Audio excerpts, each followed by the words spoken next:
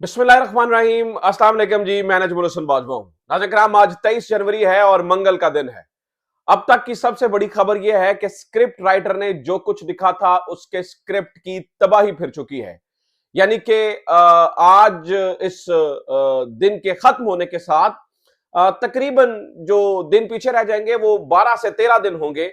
और इन 12 से 13 दिनों से पहले पहले बहुत कुछ प्लान किया गया था। यानी कि जब ये सोचा गया था, ये खाका सोचा गया था कि हमने इलेक्शंस करवाने हैं माइनस इमरान खान, तो उसको लेके कुछ प्लानिंग्स की गई थी। यानी कि तहरीक इंसाफ का नामो निशान मिट चुका होगा, इमरान खान जेल में गुमनाम बन चुका होगा, अवाम तहरीक इंसाफ को पसे पुश डाल चुके होंगे, सिर्फ दो पार्टीज का मुकाबला होगा। अगर बराए नाम तहरीक इंसाफ आजाद उम्मीदवारों की हैसियत से मौजूद भी रहेगी तो वो बड़े कमजोर नहीव से उम्मीदवार होंगे। पाकिस्तान तहरीक इंसाफ 10 पार्टी तक महदूद रह जाएगी। तो ये जो एक पूरा स्क्रिप्ट प्लान किया गया था और स्क्रिप्ट लिखा गया था विद बेस्ट कैलकुलेशंस, और ये सोचा गया था कि ये करेंगे तो उसका नतीजा ये निकल आएगा, ये करेंगे तो उसका नतीजा ये निकल आएगा। नाज़रीन किराम, अब तक की इतलात के मुताबिक वो सारे के सारे नताइज पड़ गए हैं उल्टे। और आज जो अपडेट्स हुई हैं उससे देख के तो लगता है कि आने वाले दिन जो हैं वो तहरीक इंसाफ के लिए बुरे नहीं आने वाले हैं, बल्कि आने वाले दिन स्क्रिप्ट राइटर और खास तौर पर जो जिनकी ताजपोशी होनी है उनके लिए बुरे आने वाले हैं। नाज़रीन किराम, आज की बड़ी खबरें सुनिए। मैं कुछ बड़ी खबरें आपके सामने रख देता हूं। सबसे पहली और बड़ी खबर यह है कि अब यह बात आज तहरीक इंसाफ ने कुछ ऐसे इकदाम लिए हैं और कुछ ऐसी चीजें हुई हैं, कुछ मेल मुलाकातें, कुछ इधर उधर। दो बड़ी मुलाकातों के बारे में मैं आपको बता दूंगा जिससे यह पता चल गया है कि तहरीक इंसाफ 8 फरवरी को ना सिर्फ बाउंस बैक करेगी बल्कि बहुत बड़ा सरप्राइज देने जा रही है। तहरीक इंसाफ अपनी मुस्तहकम पोजीशन में है, नंबर 1। नंबर 2, नाज़रीन इकराम, कल एक जेलर ने इमरान खान को, यानी कि जो सुपरिटेंडेंट थे जिसने इमरान खान को रोका यानी मीडिया से गुफ्तगू नहीं कर सकते और फलाह नहीं कर सकते और ढिमका नहीं कर सकते, नाज़रीन किराम, वो जेलर बढ़ चुका है। आज अडयाला जेल के अंदर भी सूरत हाल बड़ी गड़बड़ हुई। आज फिर तल्ख कलामी हुई और बात इस हद तक आ गई कि तुम्हारी औकात क्या है, यह भी हुआ। आज नाज़रीन किराम, यह भी हुआ कि एक जज साहब इमरान खान के बारे में फैसला नहीं करना चाह रहे हैं और उनकी तबीयत फिर अचानक खराब हो गई और उनके ऊपर सब कुछ डिपेंड करता है और वो अचानक गायब हो गए। ये क्या कहानी है? इसके बारे में मैंने कुछ चीजें जो है ना वो आपके सामने रखनी है। और तहरीक इंसाफ ने प्लान सी के ऊपर अब से काम करना शुरू कर दिया है।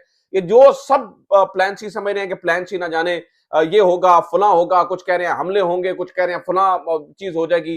नाज़रीन किराम, इन सबसे हटके प्लान सी आ रहा है। आज से उसके ऊपर अमल दरामद का आगाज हो चुका है। इसके बारे में मैंने आपको बतानी है। इमरान खान के दो पुराने साथी इमरान खान के लिए अब और जिनकी तारीफ भी इमरान खान ने की है, जो इमरान खान की आजादी के लिए अब कंपेन कर रहे हैं, ये कौन से लोग हैं, इनके बारे में कुछ चीजें आपके सामने रखेंगे। लेकिन आगे बढ़ने से पहले दरखास्त यह है कि चैनल को सब्सक्राइब कर लीजिएगा अगर अभी तक आपने चैनल को सब्सक्राइब नहीं किया है। फेसबुक पे देख रहे हैं तो फेसबुक पेज को फॉलो जरूर कर लीजिए। मैं इसलिए ये कहता हूं नाज़रीन किराम, बहुत झूठ, बहुत धोखेबाजी, बहुत फ्रॉड और बहुत ज्यादा प्रोपागंडा जारी है इस वक्त इमरान खान के भी खिलाफ, तहरीक इंसाफ के भी खिलाफ। और इलेक्ट्रॉनिक मीडिया पे बैठकर जो है ना वो दिन दहाड़े नंगे झूठ बोले जाते हैं, नंगे, और पक्के मुंह बनाकर जो है ना वो सारी साजिशें बुनी जा रही हैं। तो मैं बार बार इसलिए कहता हूं कि सोशल मीडिया इस वक्त जो है वो सच की आवाज बना हुआ है। तो कोशिश कीजिए कि ज्यादा से ज्यादा जो लोग आवाज उठा रहे हैं उनको मजबूत कीजिए। और अगर आपको लगता है कि हमारा चैनल इस काविश में है तो आप सपोर्ट जरूर कीजिए, फॉलो जरूर कीजिए, चैनल को सब्सक्राइब जरूर कर लीजिए और वो साथ में जो बेल आइकॉन है उसको भी क्लिक करके नोटिफिकेशन जरूर ऑन कीजिए।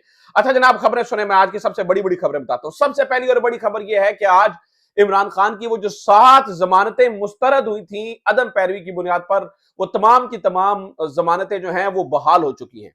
यानी कि अब इमरान खान को जो है ना वो अगर सुप्रीम कोर्ट वो सुन लेती है केस और उसमें भी कुछ थोड़ा इंसाफ के मुताबिक फैसला कर देते हैं तो इमरान खान जिमनी इंतखाबात लड़ने के भी काबिल हो जाएंगे।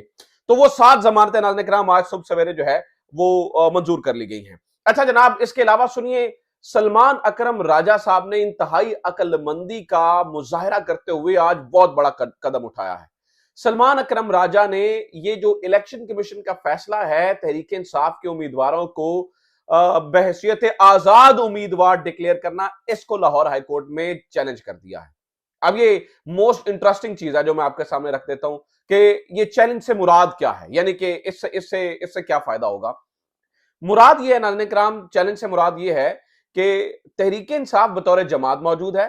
तहरीके इंसाफ के टिकट होल्डर्स ने अपनी टिकटें जो है ना वो जमा करवाई थी और उसके मुताबिक उनको निशान अलॉट इसलिए नहीं किया गया कि सुप्रीम कोर्ट का फैसला आ गया जी निशान अलॉट नहीं हो सकता है। लेकिन कहीं भी ये नहीं लिखा, बल्कि सुप्रीम कोर्ट में काजी फैसल साहब ने कहा था कि आपको इलेक्शन लड़ने से नहीं रोक रहे। कहीं भी ये नहीं लिखा कि ये लोग तहरीके इंसाफ के उम्मीदवार ही नहीं रहे। तहरीक इंसाफ के उम्मीदवारों को मुख्तलिफ निशानात तो दिए जा सकते हैं, तहरीक इंसाफ के उम्मीदवारों को एलिमिनेट नहीं किया जा सकता, उनको आजाद डिक्लेयर नहीं किया जा सकता। तो इस नाज़रीन किराम नुक्ते के ऊपर लाहौर हाईकोर्ट में यह मामला चैलेंज हो गया है। यानी कि ये जो मंडियां लगाए बैठे हैं, और अलीम खान साहब ने भी इस बात का जिक्र किया जी कुछ लोगों के हमारे साथ राब्ते हैं जिनको इलेक्शन जीतने के बाद तोड़कर जो है ना वो इधर ले आया जाएगा, यानी कि आईपीपी में शामिल कर लिया जाएगा और वो आईपीपी की गवर्नमेंट बनाएंगे। यानी कि कितने पक्के मुंह बना के नाज़रीन किराम जमहूरियत को दफन किया जा रहा है, जमहूरियत का मजाक उड़ाया जा रहा है, इसके ऊपर कोई नहीं बोलता। लेकिन आज इस मामले को जो है ना वो हाईकोर्ट के अंदर चैलेंज कर दिया गया है। और ये मैं आपको बता दूं कि ये इतना बड़ा मामला है, अगर यहां पर थोड़ा भी रत्ती बराबर भी इंसाफ हो गया तो ये सारे के सारे प्लान नाज़रीन किराम बढ़ जाएंगे। ये सारे के सारे प्लान जो है ना वो रत्ती बराबर हो जाएंगे, क्योंकि इसके बाद जीतने के बाद फिर उम्मीदवार पार्टी छोड़ के जा नहीं सकते हैं। इसीलिए वो जो लोग कहते हैं ना जी आप हल्फ क्यों ले रहे हैं, फलां क्यों कर रहे हैं, ढिमका क्यों कर रहे हैं, मैं आपको बताऊं कि इस वक्त लोग इतने गुस्से में हैं कि अगर किसी भी उम्मीदवार ने तहरीके इंसाफ की हमायत से वोट लेकर, तहरीके इंसाफ के वोटर से वोट लेकर अपने आप को बेचा, तो ये मैं आपको बता दूं कि ये इस वक्त इतने गुस्से में हैं कि फिर उनका जो है ना वो जीना बहाल कर देंगे ये लोग, जो अब तक की खबरें जो है ना वो मौसूल हो रही हैं। अच्छा, एक और खबर सुनिए नाज़रीन किराम, कुछ मददगार भी इमरान खान को मिले हैं। देखिए, जब वक्त बुरा आता है तो आपको अपने परायों की पहचान होती है, कुछ अपने पराये हो जाते हैं, कुछ पराये भी अपने हो जाते हैं। इन्हीं में से एक शख्स है जावेद हाशमी। जावेद हाशमी ने सबसे पहले अपने आप को इलेक्शन से दस्तबरदार किया और उन्होंने कहा जी मैं आमिर डोगर की हमायत करूंगा और उनके हक में कैंपेन भी करूंगा। और अब सबसे बड़ी बात सामने आई है, उन्होंने एक जो है ना वो कैंपेन शुरू करने की कोशिश की है जिसमें जावेद हाशमी तहरीक चला रहे हैं इमरान खान की आजादी की, और इसको वेलकम किया है शाह महमूद कुरैशी साहब ने जेल में बैठ के, और इमरान खान साहब ने भी इस बारे में कहा है, क्योंकि जावेद हाशमी वजात खुद जेल में रहा हुआ है, इसलिए उसे पता है कि मेरे साथ सब कुछ स्टैब्लिशमेंट करवा रही है, इसलिए जावेद हाशमी जो है वो ये तहरीक चलवा रहा है। और यानी कि जावेद हाशमी को वेलकम किया, जावेद हाशमी को अप्रिशिएट किया। यहीं पर चौधरी निसार अली खान के बारे में बात हुई, तो चौधरी निसार अली खान के बारे में इमरान खान ने यह कहा कि देखिए वो मेरा पुराना साथी है, उसे 2018 में कहा था आने के लिए, लेकिन चौधरी निसार तो चौधरी निसार है। और ये भी उन्होंने कहा कि जनाब मैंने अगर आज वो हमसे इलाक का ऐलान कर देता तो फिर विगो डाले वाले उधर पहुंच जाएंगे, लिहाजा जो है ना वो मैं इस पे नहीं करूंगा। अच्छा नाज़रीन किराम, आज सुन लीजिए जेलर के साथ क्या हुआ। कल ये हुआ था कि जेलर साहब जो है वो जयकांत शीकरे बन गए थे अदालत के अंदर, और उन्होंने इमरान खान को मीडिया से बात करने से रोका था और उन्होंने कहा था कि नहीं बात करने दूंगा मैं आपको मीडिया से। इमरान खान शदीद गुस्से में आ गए थे, और जो जेलर साहब थे वो बड़ा उन्होंने अपने डोले शोले, यानी कि कहने का मतलब है कि उन्होंने काफी सख्ती की थी, और मेरे ख्याल से असद वड़ाइच नाम है इनका, if I am not wrong. तो इन्होंने कहा था कि जनाब लाए मुझे कानून हुक्मनामा दिखाएं। इमरान खान ने कहा था मुझे हाईकोर्ट ने इजाजत दी है, तो कहा था लाए मुझे हुक्मनामा दिखाएं, आपको ये कोई इजाजत नहीं है। इमरान खान ने कहा था ये ओपन कोर्ट है, मुझे मीडिया से बात करने से नहीं रोक सकते। तो कल जेलर साहब ने बड़े डोले शोले दिखाए थे। आज नाज़रीन किराम उसी जेल के अंदर वहीं पे बैठे हुए इमरान खान ने मीडिया से गुफ्तगू की है, उधर ही। और जो कल से जेलर साहब के साथ सोशल मीडिया पे हो रहा है वो भी आपके सामने है। तो इमरान खान ने वहीं पे बैठे हुए नाज़रीन किराम ये जो है ना वो मीडिया से गुफ्तगू भी की और ये बताने की कोशिश की कि हम जो है ना वो रुकेंगे नहीं। बल्कि इमरान खान ने यहां पर यह भी कहा, एक और बड़ा ऐलान भी किया इमरान खान ने। इमरान खान ने कहा कि हमारा जो स्लोगन होगा वो गुलामी नामंजूर का होगा। और इमरान खान ने यह भी कहा कि जनाब जो संडे के रोज हर बंदा पूरी पार्टी बाहर निकल आए। और एक और हंगामी ऐलान भी किया।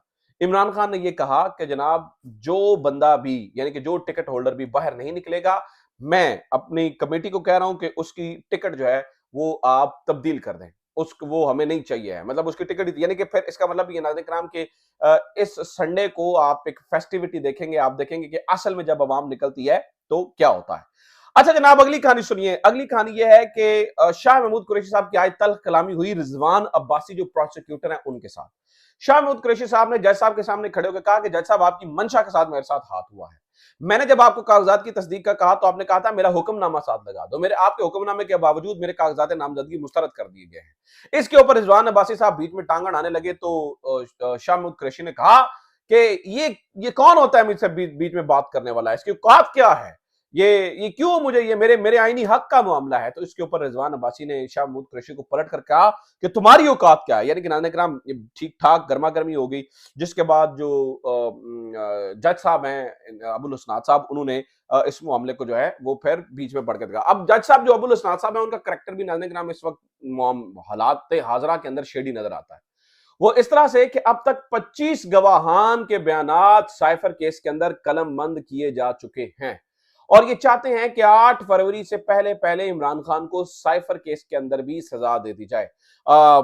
सुप्रीम कोर्ट की इसके ऊपर ऑब्जर्वेशन मौजूद हैं, इसके ऊपर हाई कोर्ट जो है ना वो बोल चुका है, लेकिन जो यहाँ पर अबुल हसनात साहब नजर आ रहे हैं वो चाह रहे हैं कि इसे जल्द अज जल्द कंप्लीट किया जाए। आप ये भी देखिए कि जो अबुल हसनात साहब हैं वो और भी केसेस सुन रहे हैं, लेकिन सब के अंदर लंबी लंबी तारीखें डाल दी गई हैं। चाहे वो सीक्रेट है, चाहे वो इंसदाद दहशतगर्दी के केसेस हैं, सब के अंदर लंबी लंबी तारीखें डाल दी गई हैं और इस वक्त सिर्फ और सिर्फ एक केस पे फोकस किया जा रहा है और वो है इमरान खान का केस।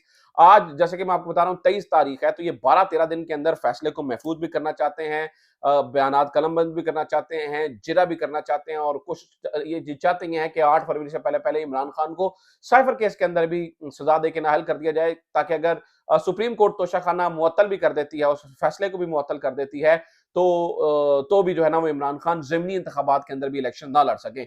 एक तरफ ये जज है और दूसरी जानब नाज़रीन किराम देखिए इन जजेस को जो है ना वो तारीख याद रखेगी कि किसने क्या किरदार अदा किया। इसी तरह के एक जज जो है ना वो मोहम्मद बशीर साहब भी हैं। मोहम्मद बशीर साहब, जो जज मोहम्मद बशीर साहब हैं, उनकी आज फिर तबीयत खराब होगी और बगैर कार्रवाई के जो है ना वो सुन रहे हैं तोशाखाना नैब केस और 190 मिलियन पाउंड केस, जो कि मोस्ट इंपॉर्टेंट केसेस हैं इस वक्त के। तो उन्होंने छुट्टी की दरखास्त भी दे रखी है। अब मामला ये है कि अगर वो छुट्टी पे चले जाते हैं तो नया जज आके दोबारा से चीजों को उस तरह से कैरी नहीं कर सकता है जिस तरह से चाहा जा रहा है। तो इस वक्त मोहम्मद बशीर साहब जो जज एहतसाब अदालत के जज हैं, मोहम्मद बशीर साहब, उनके ऊपर भी काफी प्रेशर है कि ये भी मतलब किसी ना किसी तरीके से जो है ना वो उसी तरह से जज अबुल हसनात साहब की तरह जल्दी जल्दी कर ले, लेकिन यहाँ पर नाज़रीन किराम ये होता हुआ नजर नहीं आ रहा है। अच्छा जनाब, एक और खबर सुनिए और वो खबर यह है कि जी 500 अकाउंट्स को आइडेंटिफाई किया गया है जो इनके मुताबिक अदलिया के खिलाफ जो है ना वो मुहिम में मसरूफ हैं और इस अदलिया में सिर्फ जस्टिस काजी फैसल साहब की अदालत आती है, उमर अता बंदयाल साहब के खिलाफ जो कुछ हुआ वो नहीं और किसी कुछ भी नहीं है। लेकिन आयरॉनिकली नाज़रीन किराम जो मामला साकिब बशीर साहब ने उठाया वो बड़ा इंटरेस्टिंग है, वो बड़ा दिलचस्प है। साकिब बशीर साहब कहते हैं कि ये वही लोग हैं जो कि ये जो ऑडियो लीक्स केस के अंदर एफआईए और ये सब कुछ रिटर्न जस्टिस बाबर सत्तार की अदालत में ये रिपोर्ट जमा करवा चुके हैं कि हमारी जो है ना वो हमारे पास कोई इख्तियारात ही नहीं है और हमारी इतनी वर्थ ही नहीं है कि हम इन अकाउंट्स को ट्रैक कर सके, इनके ऊपर जा सकें, तो हमारी इतनी वर्थ नहीं है। लेकिन यहां पर नाज़रीन किराम मामला ये नजर आता है कि 500 अकाउंट्स इन्होंने आइडेंटिफाई भी कर लिए हैं, यहां पे फुर्तियां जो है ना वो नजर आ रही हैं और पता नहीं क्या क्या।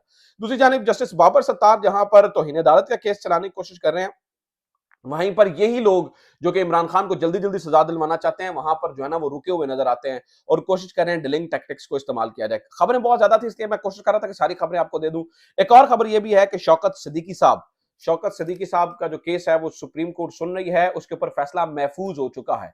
अब फैसले के अंदर नाज़रीन किराम आखिरी रिमार्क से लगता है कि जनरल फैज हमीद के बारे में तो अदालत कुछ भी नहीं करने जा रही है और ना ही वहां पे कुछ होगा। लेकिन आप ये देखिए कि यहाँ जहां पर जलते हैं वहां पर जलते हैं और जहां पर नहीं जलने होते वहां पर आज कासिम सूरी साहब वाले मामले में जो जस्टिस काजी फायसा साहब जो है ना वो ये इंडिकेट कर रहे हैं कि उनके खिलाफ आइन तोड़ने यानी कि आर्टिकल 6 की कार्रवाई का आगाज किया जाए और जब आर्टिकल 6 की कार्रवाई का आगाज होगा तो ये आप इसको जहन में रखिए, तो फिर इमरान खान के बारे में भी ये कार्रवाई का आगाज हो सकता है।